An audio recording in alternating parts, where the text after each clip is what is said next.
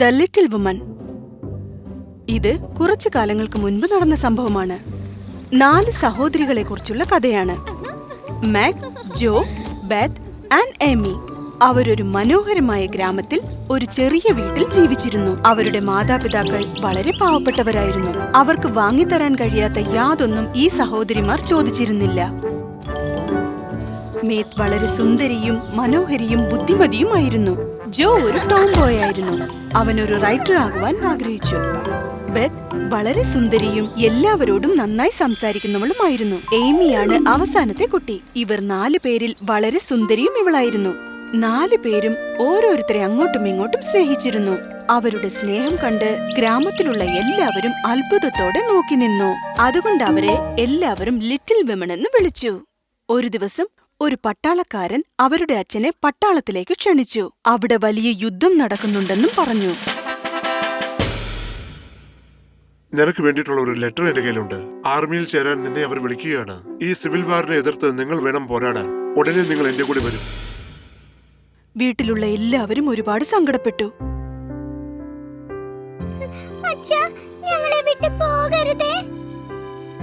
ഇല്ല കുട്ടികളെ, എനിക്ക് പോയേ മതിയാകൂ. നാടിനു വേണ്ടി കാവൽ നിൽക്കുന്നത് വലിയ കാര്യമല്ലേ. അച്ഛൻ എപ്പോഴാ തിരിച്ചു വരിക?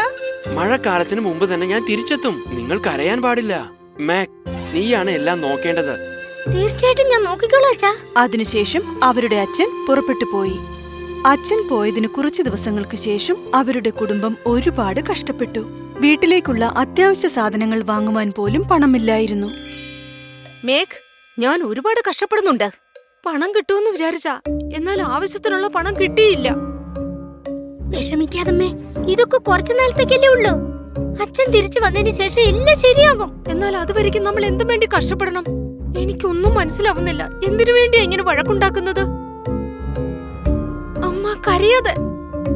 ഒരു ദിവസം ആർമി ഓഫീസിൽ നിന്ന് അവർക്കൊരു കത്ത് വന്നു. അതിലെന്താ എഴുതിയിരിക്കുന്നത് മേഘ്? റോഡിൽ കൂടെ നടക്കുമ്പോൾ അച്ഛൻ എന്തോ ആക്സിഡന്റ് ആയെന്നാ എഴുതിയിരിക്കുന്നത് അമ്മേ. ഹോസ്പിറ്റലിൽ അഡ്മിറ്റ് ചെയ്തിരിക്കുക. അച്ഛനെ നോക്കാൻ ആരെങ്കിലും അവിടെ വേണമെന്ന്. ഓ, അപ്പൊ ഞാൻ ഉടനെ അങ്ങോട്ട് പോവാ. എന്നാൽ എങ്ങനെ പോകും? അവിടെ പോകണമെങ്കിൽ പണം വേണമല്ലോ. എങ്ങനെ പണം സംഘടിപ്പിക്കും? വിഷമിക്കില്ലേ അമ്മേ, പോകാനുള്ള ഏർപ്പാടൊക്കെ ചെയ്തോളൂ. ഞാൻ പണമൊക്കെ ഉണ്ടാക്കിക്കൊണ്ട് തരാം. ജോ വീട്ടിൽ നിന്ന് പുറത്തേക്ക് പോയി. അവൾ തിരിച്ചു വന്നപ്പോൾ അവളുടെ കയ്യിൽ പണമുണ്ടായിരുന്നു. ഇത് മതിയെന്നാ എനിക്ക് തോന്നുന്നേ. നിനക്ക് എവിടുന്നാ ഈ പണമൊക്കെ കിട്ടിയത്? എന്റെ തലമുടി കട്ടിയത് ഞാൻ വിറ്റമ്മേ, അങ്ങനെ ഉണ്ടാക്കിയ പണമാ. ഓ എന്റെ ദൈവമേ, നിന്റെ സൗന്ദര്യമുള്ള ആ മുടി നീ കട്ട് ചെയ്ത് കളഞ്ഞോ? സാരമില്ലമ്മേ. എന്നാ ജോ, നമുക്ക് വേറെന്തെങ്കിലും ഒരു വഴി കണ്ടുകൂടായിരുന്നോ? നീ എന്തിനാ ഈ പണി ചെയ്തത്? വിഷമിക്കണ്ട, അതൊക്കെ അങ്ങ് പെട്ടെന്ന് വളരത്തില്ലയോ. അന്ന് രാത്രി മുഴുവനും ജോ ഉറങ്ങിയതേയില്ല. അവൾ കരയുന്നുണ്ടായിരുന്നു. മേഘ് ഉണർന്ന് അവന്റെ തോളത്ത് കൈവച്ചു. ജോ ആരാണെന്ന് നോക്കി. തന്റെ അടുത്ത് മേഘ് ഇരിക്കുന്നത് കണ്ടപ്പോൾ അവളെ കെട്ടിപ്പിടിച്ച് കരയാൻ തുടങ്ങി. വിഷമിക്കണ്ട, എല്ലാം പെട്ടെന്ന് ശരിയാകും. അമ്മ ആശുപത്രിയിലേക്ക് പോയതിനു ശേഷം സഹോദരിമാരെല്ലാവരും വീട് വൃത്തിയാക്കി. വീട്ടിലുള്ള എല്ലാ ജോലികളും ചെയ്തു. വൃത്തിയാക്കുകയും പാചകം ചെയ്തും അവർ ഒരുമിച്ച് സന്തോഷിച്ചു.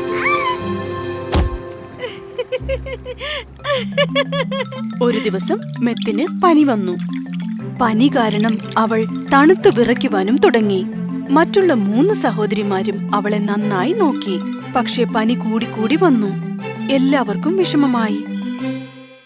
ഉടനെ ഡോക്ടറോട് വരാൻ പറയണം. എന്നാ ഫീസ് കൊടുക്കണമല്ലോ. പണത്തിന് വേണ്ടി നമ്മൾ എന്ത് ചെയ്യും? നമ്മുടെ അടുത്താണെ പണമേ ഇല്ലല്ലോ. എന്റെ കയ്യിൽ കാശുണ്ട്. അതൊന്നും തികയത്തില്ല. സാരമില്ല, എന്റെ അസുഖം പെട്ടെന്ന് മാറും. ഞാൻ പോയി ഡോക്ടറോട് വരാൻ പറയാം. എന്നാൽ അവരുടെ ഫീസ്. ആദ്യമേ ഇവൾക്ക് ട്രീറ്റ്മെന്റ് അല്ലേ ആവശ്യം. മഞ്ഞു പൊഴിയുന്നുണ്ടായിരുന്നു. ജോ വേഗത്തിൽ ഓടിപ്പോയി ഡോക്ടറുള്ള സ്ഥലത്തെത്തി. കാര്യങ്ങളെല്ലാം അദ്ദേഹത്തെ പറഞ്ഞു മനസ്സിലാക്കി. ഡോക്ടറും പെട്ടെന്ന് തന്നെ പുറപ്പെട്ടു വന്നു. ഞാനിവിടെ നല്ലോണം ചെക്ക് ചെയ്തതാ. ഒരു പ്രശ്നമില്ല, വിഷമിക്കണ്ട. ഇവൾക്ക് വന്നിരിക്കുന്നത് ഒരു സാധാരണ ഫീവറാണ്. ഓ, ഡോക്ടർ വന്നല്ലോ. ഡോക്ടർ അങ്കിൾ, എന്നാൽ എന്താ വലിച്ചു നീട്ടുന്നത്? സർ, അത്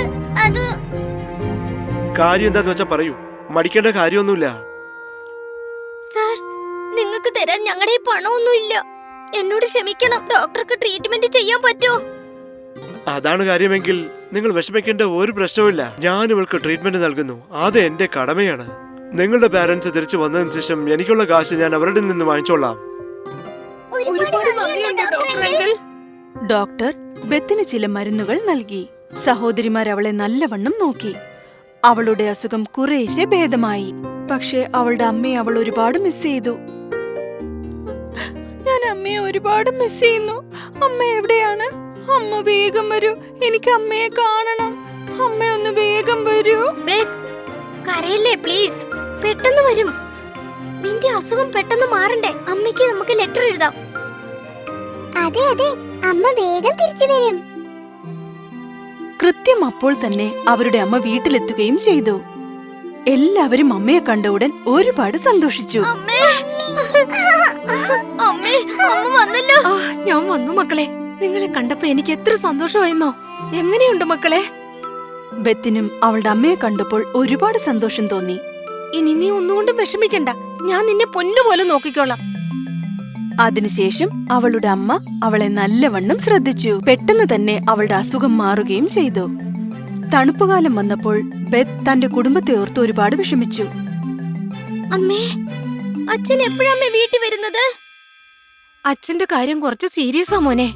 അച്ഛന്റെ ഒരു കാലാണെ ഒടിഞ്ഞു പോയിരിക്കുക. എന്നാൽ ഇപ്പൊ അച്ഛൻ ഒരുപാട് കുറവുണ്ട്. എപ്പം വേണമെങ്കിലും അച്ഛൻ വീട്ടിൽ വരും. ഞാൻ അച്ഛനെ ഒരുപാട് മിസ് ചെയ്തു. അറിയാം മോളെ, ഇതുപോലെ ഒരു കഷ്ടകാലം ആരും അനുഭവിച്ചിട്ടുണ്ടാവില്ല. അങ്ങനെയൊന്നും പറയല്ലേ അമ്മേ. കാലമാണ് ബെസ്റ്റ് ടീച്ചർ. ശരിയായ സമയത്ത് നമുക്ക് ആ കാലം മനസ്സിലാക്കി തരും. അതാണ് നമുക്ക് ജയം കൊടുക്കുന്നത്. ഓ, മോള് ശരിയായ കാര്യമാണല്ലോ പറഞ്ഞത്. കുറച്ചു കാലങ്ങൾക്ക് ശേഷം ക്രിസ്മസ് എത്തി. അമ്മയും മെഗും ചേർന്ന് വളരെ ബുദ്ധിമുട്ടി ക്രിസ്മസ് ട്രീ വീട്ടിലേക്ക് കൊണ്ടുവന്നു. എമിക്കുട്ടിക്ക് പുതിയ ഗിഫ്റ്റ് വേണമെന്ന് വാശി പിടിച്ചു. സാന്റയുടെ അടുത്തുനിന്ന് എനിക്ക് പുതിയ ഡ്രസ് വേണം. ഞാൻ ആഗ്രഹിച്ച ചെറുകിനെ എനിക്ക് കിട്ടണം. എനിക്കൊരു വലിയ പിയാനോ വേണം. നിനക്കെന്താടി ആഗ്രഹം മെഗ്? നമ്മൾ എല്ലാരും ഒന്നിച്ചിരുന്ന് ഈ ക്രിസ്മസ് സെലിബ്രേറ്റ് ചെയ്യണമെന്ന് ആഗ്രഹിക്കുക. വളരെ നല്ല കാര്യമാണല്ലോ നീ പറഞ്ഞത്. ക്രിസ്മസ് ദിവസമായിട്ട് പോലും എല്ലാവരും ഒരുപാട് സങ്കടത്തിലായിരുന്നു. കാരണം അവരുടെ ആഗ്രഹങ്ങളൊന്നും നിറവേറിയിരുന്നില്ല. അവർക്ക് വളരെ വിഷമം തോന്നി. പക്ഷേ അതിനെക്കുറിച്ച് ആരും ഒന്നും സംസാരിച്ചതുമില്ല. അന്ന് രാവിലത്തെ ഭക്ഷണം കഴിക്കുവാൻ പോലും അവരുടെ കയ്യിൽ പണമില്ലായിരുന്നു. ആ സമയത്ത് ആരോ വാതിലിൽ മുട്ടുന്ന ശബ്ദം കേട്ടു. ഓ, അതാരായിരിക്കും? ആരാ അത്? ആരാണത്? ഞാൻ പോയി നോക്കാം. വേണ്ട യമേ, നീ കുറച്ചുനേരം ഇരിക്ക്. കാറ്റടിച്ച് വാതിൽ തനിയെ തുറന്നു. അപ്പ അവരുടെ അച്ഛൻ പുറത്തു നിൽക്കുന്നത് അവർ കണ്ടു. കുട്ടികൾ എല്ലാവരും അദ്ദേഹത്തിന്റെ അടുത്തേക്ക് ഓടി വന്നു. ഓ എന്റെ പൊന്നു മക്കളെ, നിങ്ങളെ കാണാതെ ഞാൻ ഒരുപാട് വിഷമിച്ചു. ഞങ്ങൾക്ക് ഏറ്റവും വലിയ ക്രിസ്മസ് ആണ് ഇതെന്ന് ഞങ്ങൾ വിചാരിച്ചോട്ടെ. Thank you Santa. ക്രിസ്മസിന്റെ അന്ന് അവരുടെ അച്ഛൻ തിരിച്ചു വന്നത് കണ്ട് കുടുംബം മുഴുവനും സന്തോഷിച്ചു. ക്രിസ്മസ് ആഘോഷിക്കുകയും ചെയ്തു.